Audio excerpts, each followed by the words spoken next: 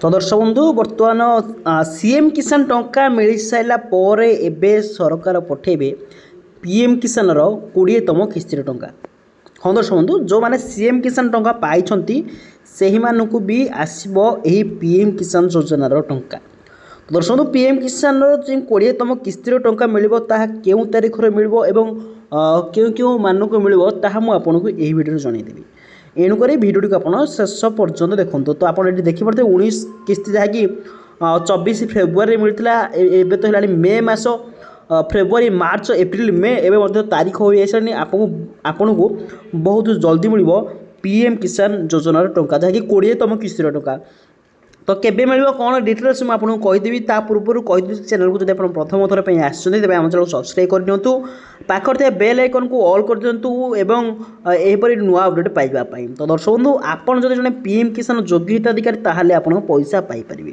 तो प्रथम कथा है जदि आप जानवा चाहते आप पैसा पाइबे कि नहीं तो आप official website know your status हाँ यही ऑप्शन जाकि आप चेक करेंगे आपको ना डिटेल्स देवे नो योर स्टाटस क्लिक करेंगे यापर आपको ये रेजिस्ट्रेशन नंबर देवे कैप्चा देवे मोबाइल नंबर दे सारापर आपको एक ओटीपी आसो ओटीपी देलापर आपणकर लिस्ट आसो आपंकर ना अच्छी कि नहीं।